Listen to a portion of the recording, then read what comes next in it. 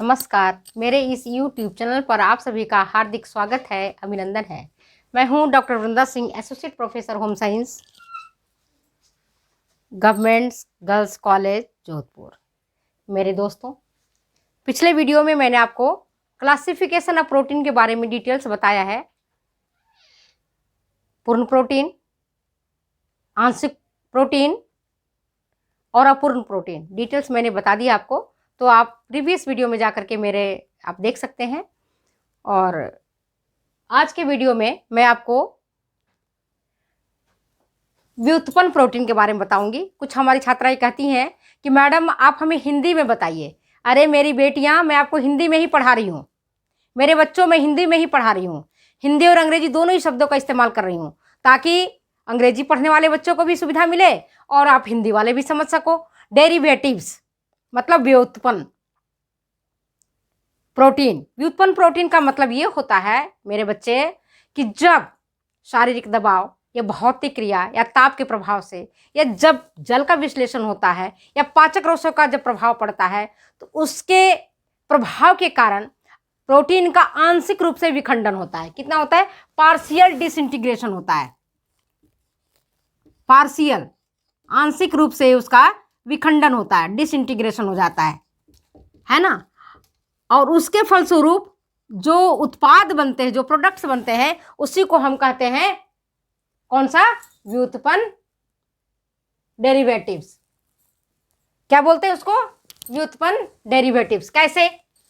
जब भौतिक क्रिया, कोई भी भौतिक क्रिया हो सकता है, शरीर का दबाव हो सकता है, ताप का प्रभाव हो सकता है, जल का हाइड्रोलिसिस हो सकता है, जल का विघटन, आप घटन कुछ भी कह सकते हो आप।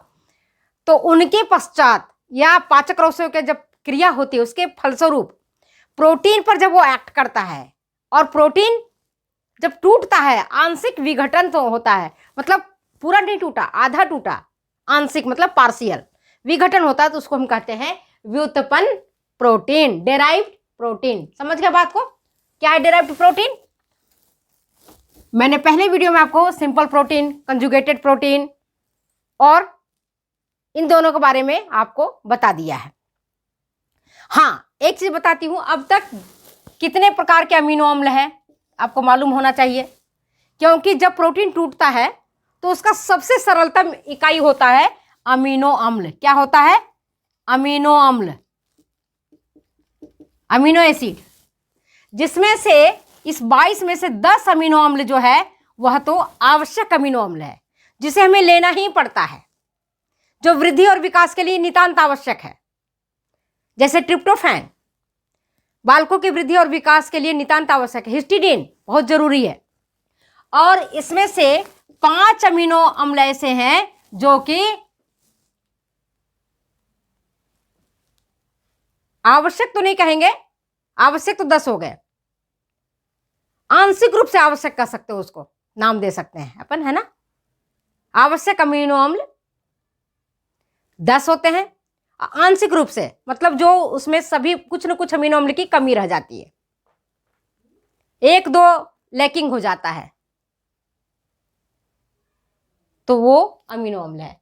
और अनावश्यक अमीनो अम्ल शेष जो बच गया 10 और 5 15, बाकी बचा 7, 22 अमीनो अम्ल में 7 अमीनो अम्ल ऐसे हैं जिसका निर्माण अपनी बॉडी स्वतः कर लेता है नाइट्रोजन के संपर्क में आकर के।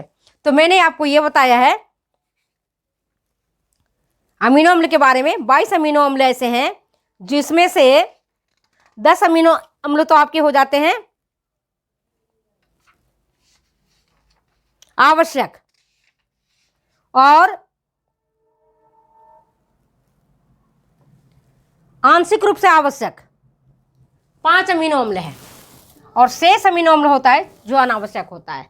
तो आज हम जो डेरिवेटिव बता रहे हैं इसका, प्रोटीन का व्युत्पन्न, जिसका अर्थ मैंने आपको बता दिया कि जब किसी भी प्रकार का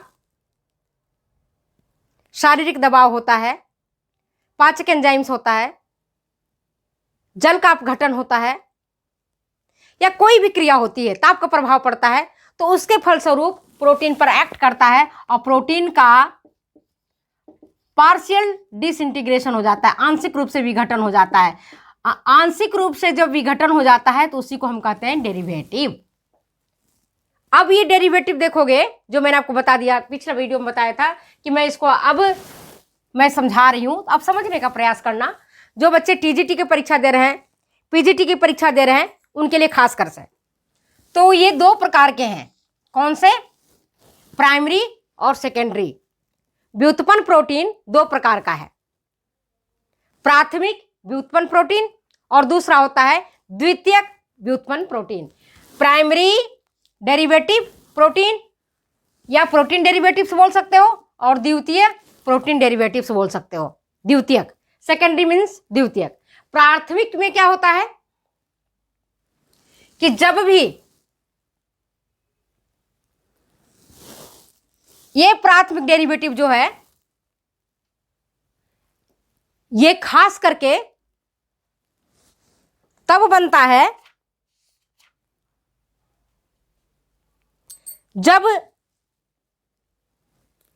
जिनका जब निर्माण होता है, प्रोटीन प्राथमिक डेरिवेटिव के अंतर्गत जब निर्माण होता है तो प्रोटीन के अणु और इसके जो गुण होता है, क्वालिटी होते हैं, इसमें अंतर बहुत कम देखने को मिलता है। भिन्नता जो होती है प्रोटीन के अणु में, ठीक है, और प्रोटीन के अणु जो है और उनके जो गुण हैं, इनमें जो अंतर होता है, डिफरेंसेज होता है, वह बहुत कम होता है। उसको कहते हैं प्राथमिक डेरिवेटिव। क्या कहते हैं उसको? प्राथमिक प्रोटीन डेरिवेटिव।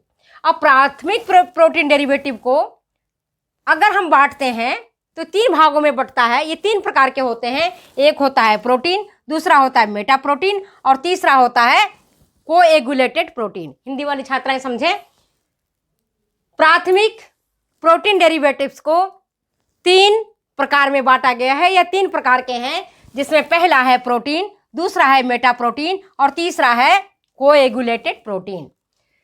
कोएगुलेटेड को कहते हैं जमा हुआ प्रोटीन, जो जम जाता है, जमे हुए प्रोटीन। समझ गए? जमे हुए प्रोटीन। अब ये देखो कि प्रोटीन में क्या होता है। ये प्रोटीन जो होता है इनसॉल्युबल होता है। ये कैसे बनता है? जब डाइल्यूट एसिड या एंजाइम्स के प्राथमिक क्रिया के फलस्वरूप प्रोटीन का निर्माण होता है। समझ गए बात को? डाइल्यूट एसिड मतलब तनु अम्ल अथवा एंजाइम्स, जो भी एंजाइम्स है, जो पाचक एंजाइम्स है हमारी बॉडी में, आप जानते हो एंजाइम्स का नाम, मैंने बताया था आपको। जैसे माल्टेज है, एक ही प्रकार के एंजाइम है। एंटेरोकाइनेज है, एक प्रकार के एंजाइम है। एमाइलेज है, एंजाइम है। तो इसकी क्रिया के फलस्वरूप, इसकी जो प्रारंभिक क्रिया होती है उसके फलस्वरूप जो निर्मित होता है उसको हम कहते हैं प्रोटीन। समझ गए? और ये होते हैं अघुलनशील जल में, जिसका उदाहरण है दूध का केसिन, दूध का केसिन और रक्त का फाइब्रिन। फाइब्रिन जो मैंने आपको बताया कि जब हमारा रक्त बहने लगता है नलियों के कटने से और रक्त जब जमता है तो फाइब्रिनोजन ही फाइब्रिन में छोटे छोटे धागों के रूप में बन जाता है, और इसी के बीच में आकर के WBC RBC है ना, वो सब जम जाता है। और फिर जमने के पश्चात क्या करता है आपको मालूम है? जमा देता है, वहां पर नलियों को बंद कर देता है। तो ये फाइब्रिन जो मैंने अभी आपको बताया, रक्त का फाइब्रिन, दूध का कैसिन, ये आपके प्रोटीन कहलाते हैं। ठीक है?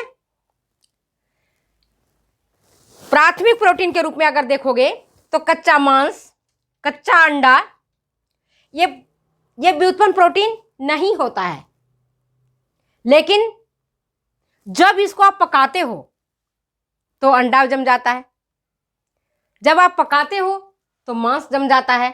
तो पकाने के बाद जो इसमें चेंजेज आता है वो कहलाता है प्राथमिक डेरिवेटिव प्रोटीन। समझ गए बात को? इनके गुण और प्रोटीन के अणु और गुण में अंतर कम ही देखने को मिलता है, जिसका एग्जाम्पल मैंने बताया आपका, कच्चा अंडा और कच्चा मांस। प्राथमिक डेरिवेटिव में आप देखो तीन प्रकार का है, याद रखना, प्रोटीन, मेटाप्रोटीन और कोएगुलेटेड प्रोटीन। प्रोटीन सिंपल सी बात है जब भी डाइल्यूट एसिड, जैसे अपने पेट में जो पाचक एंजाइम है वो मैंने अभी आपको बताया, माइलेज, एंटेरोकाइनेज, माल्टेज, लैक्टेज, ये सब, लैक्टेज दूध पर क्रिया करता है, माल्टेज अनाज पर क्रिया करता है ना, बताए थे ना आपको। तो ये जब क्रिया करता है तो इसके फलस्वरूप ये निर्मित होता है, जिसका एग्जाम्पल है कैसिन और फाइब्रिन।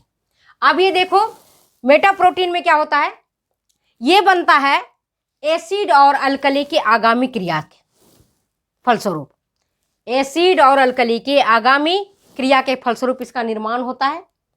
और इसमें क्या खासियत है कि न्यूट्रल सादा उदासीन घोल में मेटाप्रोटीन तो होते हैं अघुलनशील उदासीन घोल में, लेकिन एसिड और बेस में ये घुलनशील होते हैं, ये इसकी फायदा होता है।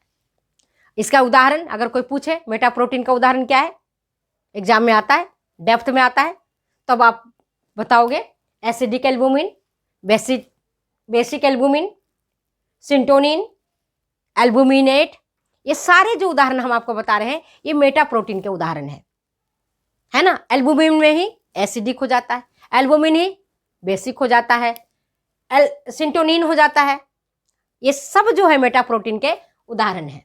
इसके बाद तीसरा जो आता है वो कहलाता है कोएगुलेटेड प्रोटीन। कोएगुलेटेड प्रोटीन मतलब जमा हुआ प्रोटीन। ये जो जमा हुआ प्रोटीन होता है, कोएगुलेटेड प्रोटीन होता है, वह जल में इनसॉल्युबल होता है, वाटर में इनसॉल्युबल होता है, जल में घुलनशील नहीं होता है, ठीक है। और इसका जो निर्माण होता है वो कैसे बनता है जमा हुआ प्रोटीन, अभी मैंने आपको बताया था कि जब प्रोटीन को आप उच्च ताप पर डालते हो या तवा पर डालते हो, आप देखते हो अंडा, कभी आपने अंडा देखा है, तो अंडे को जब आप गर्म तवा पर डालते हो तो जो अंडा आपके कोलोइडल सॉल्यूशन में रहता है ना, वो हीट में आ जाते ही वो जम जाता है और आपका ऑमलेट बन जाता है, या उबला हुआ अंडा आप देखते हो सॉलिड रूप में बन जाता है। तो ये हीट जब उसको गर्म करते हैं, है ना, तवा पर गर्म करते हैं या किसी चीज पर आप गर्म करते हो, तो इससे इसका कोएगुलेटेड जमे हुए प्रोटीन का निर्माण होता है। या दूसरा, प्रोटीन पर अगर कोई मादक पदार्थ की क्रिया होती है, कोई भी मादक पदार्थ जो मद उत्पन्न करता है, मद समझते हो, जैसे मादक पदार्थ में क्या हुआ, चरस, भांगा, गांज, दुनिया भर का मादक पदार्थ है, इनके प्रभाव से ये कोएगुलेटेड प्रोटीन बनते हैं। अब हम समझ में आ गया कि आपको ये दो चीजें अच्छी तरह से समझ में आ गई, डेरिवेटिव्स। अब नेक्स्ट हम चलते हैं सेकेंडरी प्रोटीन डेरिवेटिव्स के ऊपर।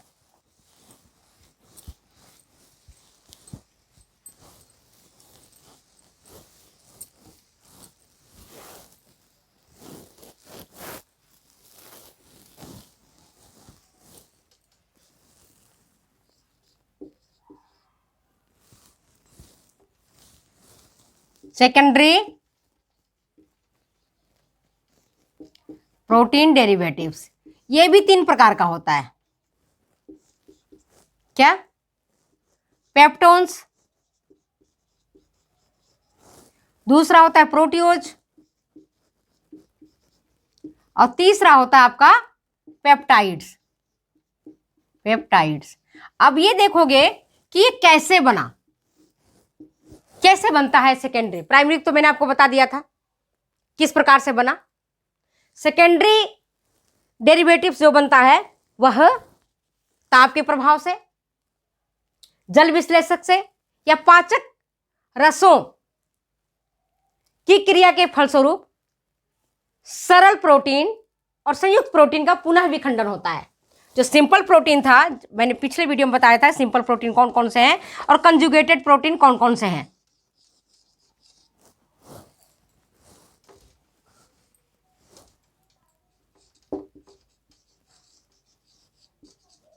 है ना, हीट का या आपका एसिड का या पाचक एंजाइम्स का अथवा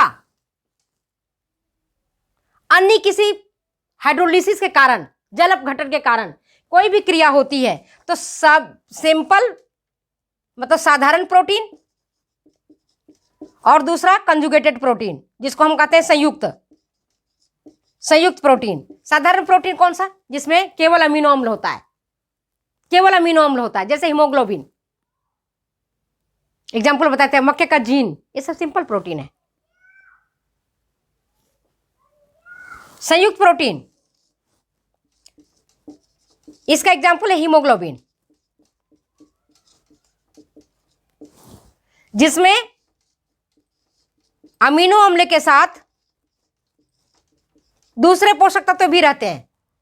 हीमोग्लोबिन एग्जाम्पल, साधारण में इसको मत लिखना, हीमोग्लोबिन को कंजुगेटेड में ले लो, आपको समझने में आसान होगा। जैसे आपके गेहूं का हो गया प्रोटीन, मक्के का प्रोटीन है, बादाम की प्रोटीन है, मूंगफली की प्रोटीन है, ये सारे साधारण प्रोटीन के अंतर्गत आते हैं। चावल का प्रोटीन जैसे आर्जिनिन है, आप जानते हो गेहूं के प्रोटीन कौन सी है, है ना, ग्लाइडिन है। तो ये चीज जो मैंने आपको बताया था उस पिछली वीडियो में आप जाकर के डिटेल्स देख सकते हो। और जो संयुक्त प्रोटीन है जैसे हीमोग्लोबिन, जिसमें हीम भी है, ग्लोबिन भी है, तो ये जो प्रोटीन आपके बन रहे हैं, या लेसिथिन है प्लस प्रोटीन है, तो जो लेसिथोप्रोटीन बना रहा है ना, ये सब कंजुगेटेड प्रोटीन है।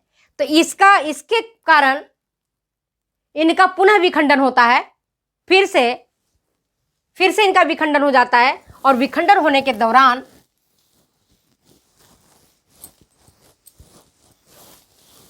बन जाते हैं कौन से? पेप्टोन्स, प्रोटियोज, और बन जाता है आपका पेप्टाइड्स।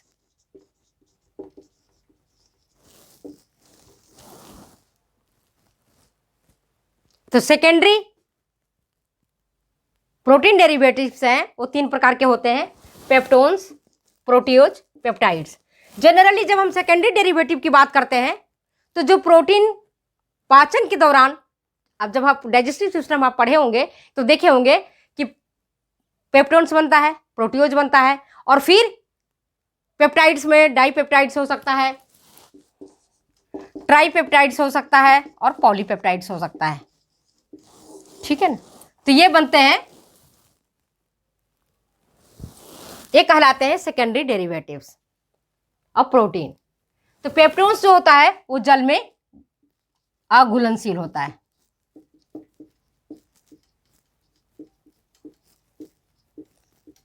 प्रोटियोज होता है जल में घुलनशील होता है, ये घुल जाता है। और ये जो पेप्टाइड्स होता है, पेप्टाइड्स में बहुत सारे जो डाई, ट्राई, ये इसके रेडिकल्स पर डिपेंड करता है, आर पर डिपेंड करता है कि किस प्रकार की आर है, रेडिकल्स कौन सा है, इस पर ये डिपेंड करता है आपके पेप्टाइड्स।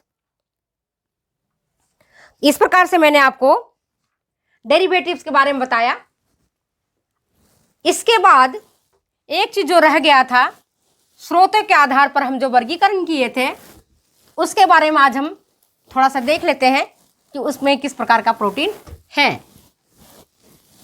स्रोतों के आधार पर, प्राप्ति स्रोत है ना, स्रोतों, सोर्सेज में देखते हैं कि पहले भी बताया था, आज की वीडियो में भी बता रही हूं।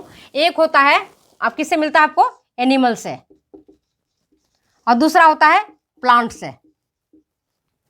तो जो एनिमल से प्रोटीन मिलता है, जो भी एनिमल से प्रोटीन मिलता है, चाहे वो दूध है क्यों नहीं, और दूध जब हो गया तो दूध से बने हुए जो भी पदार्थ हो गए, चाहे दही है या पनीर है ना, खीर है,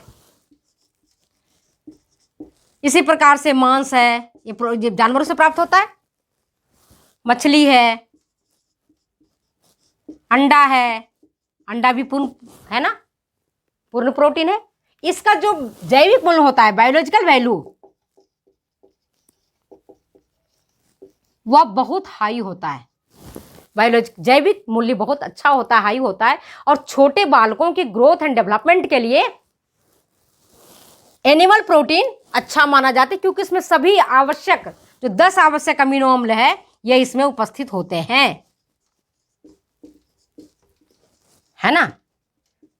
10 आवश्यक अमीनो अम्ल है जिसको हमें भोजन के माध्यम से लेना जरूरी है। ये हमें प्लांट से प्राप्त होता है, और सॉरी प्लांट नहीं, एनिमल से। मैंने प्लांट से गलती बोल दिया बेटा, गलती मत समझना हो। तो मैं बता रही हूँ, ये जो आपको आवश्यक 10 आवश्यक अमीनो अम्ल है, वह सब हमें प्राणिज एनिमल जिसको बोल सकते हो अंग्रेजी में, है ना, प्राणिज स्रोतों से प्राप्त भोज्य पदार्थों में मिलता है। और जो प्लांट से मिलता है, पौधों से मिलता है, उसमें जो प्रोटीन होता है या तो आंशिक रूप से पूर्ण प्रोटीन होता है अथवा निकृष्ट प्रकार का होता है। निकृष्ट प्रकार का आंशिक रूप से प्रोटीन मतलब जिसमें 2 या 3 या 1 अमीनो अम्ल की कमी होती है, और हमें ग्रोथ के लिए सभी 10 आवश्यक अमीनो अम्ल चाहिए, तो कुछ न कुछ की इसमें कमी रह जाती है आंशिक में। जैसे दाल है, अनाज है, इसमें कोई न कोई अमीनो अम्ल की कमी होती है। अब आप लोग मुझे बताना कि दाल में कौन सी अमीनो अम्ल की कमी है और अनाज में कौन सी अमीनो अम्ल की कमी होती है। ये मैंने पिछले वीडियो में, मेरी कोई वीडियो है जिसमें मैंने आपको बताया हुआ है, तो उस वीडियो में आप जाकर के देख सकते हो। दाल में किसका होता है, कौन सी अमीनो अम्ल की कमी होती है, ये मैंने बहुत अच्छे से समझाया था। कुछ बच्चे ने कहा था मैडम अब